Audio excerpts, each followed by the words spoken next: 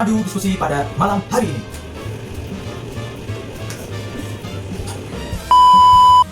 Kita akan membahas suatu topik atau akan memulai diskusi pada malam hari ini.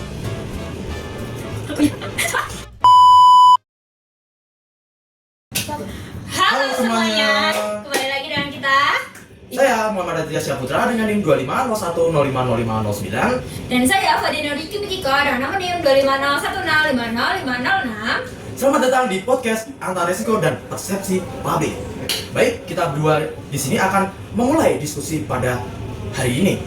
Jadi kita berdua, saya dengan Radit, kita akan membedah soal insiden di Bali. Jadi ada anak SD itu terjatuh dari lantai 3. Wah, bisa kalian bayangkan ya, lantai 3 kelas 6 SD loh. Kalau bisa dibilang itu kelas 6 SD itu masih di bawah umur ya. Terus ya, lantai 3, bayangin teman-teman kita aja. Nah, jadi tuh anak-anak ini tuh lagi beraktivitas sama teman-temannya. Tiba-tiba dia tuh katanya tuh kehilangan keseimbangan terus. Waduh. Itu sangat berat sekali sih guys. Kalau bisa bayangin ya, kalian bayangin ya, kelas 6 SD yang masih immute-nya itu jatuh. Wah. Dan sekarang tuh katanya lagi menjalani itu ya, perawatan intensif ya. Oh, ya, intensif bisa sekali. di rumah sakit yang dimana itu rumah sakitnya itu di Bali ya katanya. Nanti info selanjutnya atau detail selanjutnya akan disampaikan oleh teman-teman mahasiswa benar kita. benar sekali. Mungkin Mari kita panggil teman-teman kita. kakak narasumber datang Sini dong. ya. Ayo, ini dia narasumber kita yang menarik, dan memikat hati. Terus jadi bersama narasumber kita yaitu ada, silakan memperkenalkan diri. Halo, nama saya Nida Fanafi dengan nomor NIM 2501050463 dan di sebelah saya. Dan saya Ika Novita Dewi dengan NIM 2501050535. Dengan saya Azada Sasabila Bandini dengan NIM 2501656456. Oke, mungkin langsung ke pokok soalnya aja ya. Bagaimana sih Kak Yuki, kasih gambaran dong di mana kronologi yang aslinya itu? Oke, jadi aku kasih gambaran sedikit ya. Nah, jadi pada hari Minggu sore itu di tanggal 19 April 2025 sekitar pukul 5:30, nah seorang siswa SD ini berinisial KA ini sedang bersama teman-temannya. Nah, di lantai 3 Pasar Serangan di Denpasar, Bali.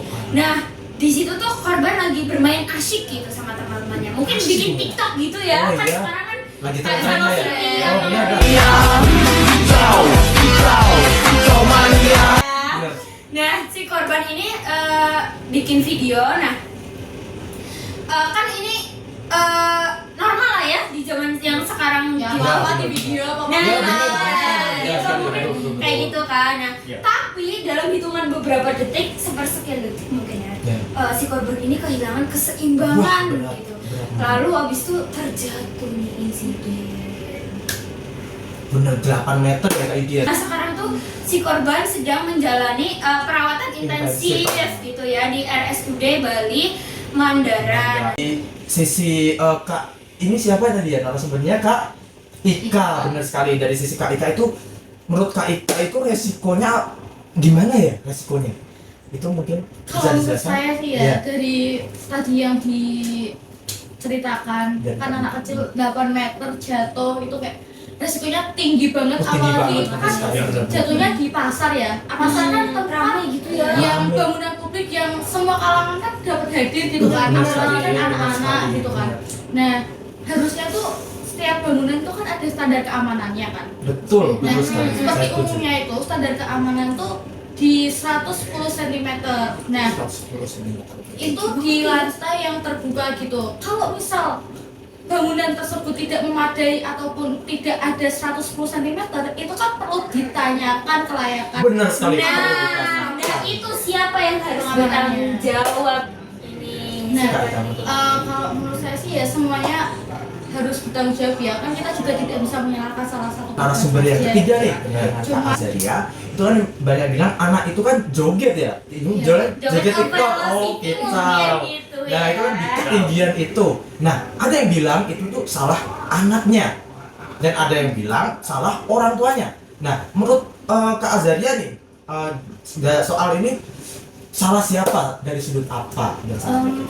Kalau menurut aku itu apa itu semisal kita kan Ya. nggak tahu dia itu Ya, jatuhnya apa itu entah itu didorong atau didorong sama temannya atau Ya, dia benar jatuh sekali, sendiri benar itu kan sekali. kita belum tahu juga kan Ya. kepastiannya. Nah itu kita jangan buru-buru untuk menghakiminya. Ya, benar sekali.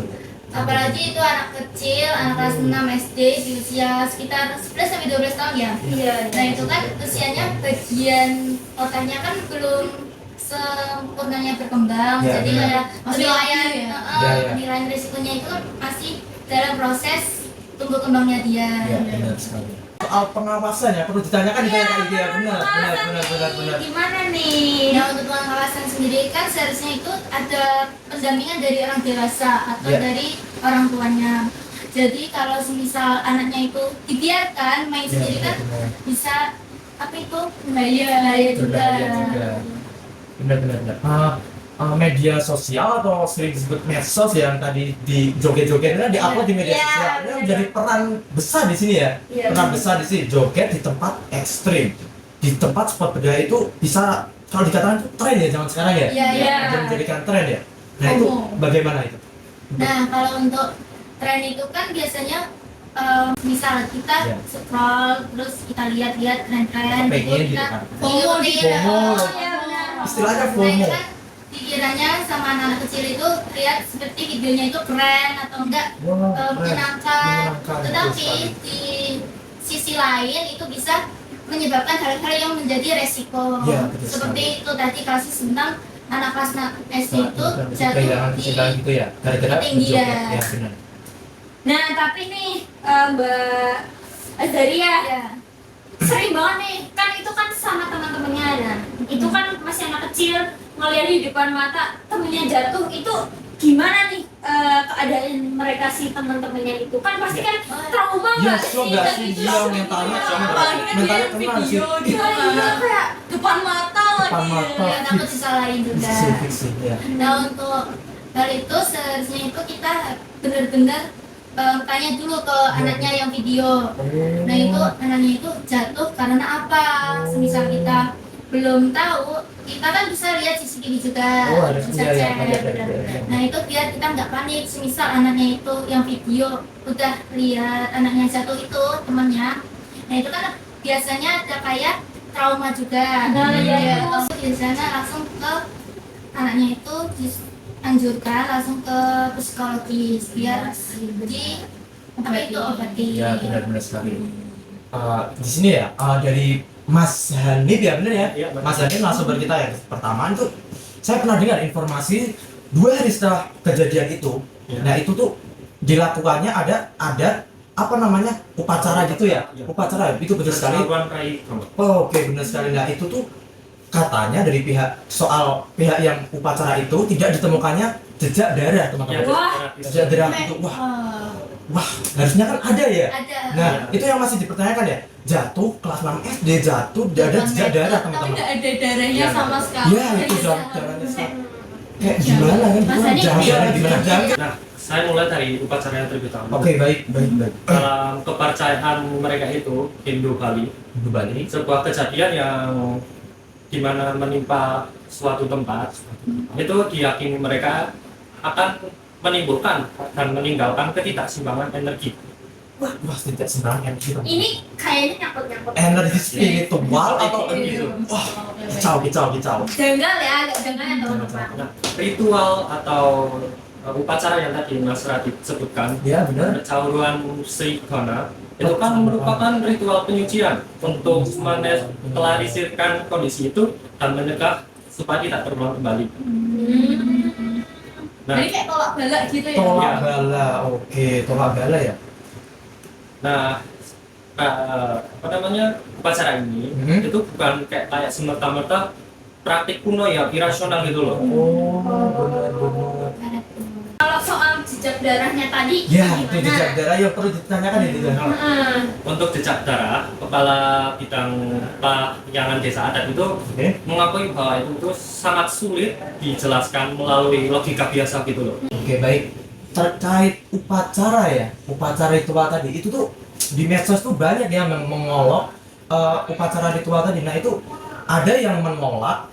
Nah itu gimana penjelasannya Mas Adip? Ada yang bisa dijelaskan nggak? Kalau kita kan sebagai orang luar, Iya benar. harusnya itu Benar, tidak bisa benar. dipertentangan gitu loh. Oh. Karena Jadi itu kan tradisi gitu ya. Iya iya benar ya. Turun-temurun Ya, gitu kan. karena kan kita sendiri ada Pancasila sebagai ideologi di mana kita harus menghormati Iya. cara mereka itu merespon kondisi tersebut gitu loh. Oh benar ya teman-teman. Nah, cara-cara itu mungkin bisa dibilang bukan berarti menolak sains atau ilmu pengetahuan, karena ya mereka sudah melakukannya lebih dulu dari dulu, dan itu merupakan cara mereka untuk memandang bagaimana kekayaan, memandang cara pandang manusia gitu loh. Oke, cara pandang manusia. Baik. Oke, jadi karena kita udah di penghujung Wow. acara, tiga narasumber Tiga kita narasumber yang kita. masih boleh nih kasih dong pesan singkat Pesan nih. nih ya benar buat rekan-rekan Audiens, pendengar audiens, audiens ya. kita, ada dong pesan-pesan gitu ya Kak Ida? Ya, Benar? harusnya ada lah. Ada dong. Terima kasih saya dulu Oke, ya. baik dari Kak Ida. Pesan saya tuh keselamatan bangunan publik adalah hak warga negara, dan tuntut pemerintah daerahmu untuk melakukan inspeksi rutin. Jangan tunggu ada korban selanjutnya dulu baru bergerak. Baik, benar. Pesan yang sangat mendalam ya Kak Ida. Betul, Mendalam itu harusnya. pemerintah harus Siapa pesan? Kalau dari saya sendiri, Oke, baik. itu kita harus menghormati cara orang lain untuk merespon bagaimana duka dan krisis itu terjadi, walau caranya itu berbeda dengan caranya milik kita. Nah, di setiap balik video yang ada dan viral, pasti akan ada keluarga yang nyata dan yang sedang berduka. Benar dari Pak Hanif. Aduh, Pak Hanif kesannya agak sedikit mendalam ya teman-teman ya, agak mendalam gitu ya teman-teman. Mungkin lanjut dari Kak bisa. Kak Kak Azria, Azria, Betul, bisa. jadi pesan saya itu ajak anak-anak untuk bicara soal resiko atau tindakan yang baik. Nah, bukan hanya kita melarang dia menggunakan handphone atau dia bermain handphone juga, kita harus juga mengawasinya. Dan jangan lupa untuk anak-anak yang menjadi saksi kejadian tersebut, apabila mempunyai trauma, itu harus segera ditindakkan ke psikologis. Dari Kak Igi.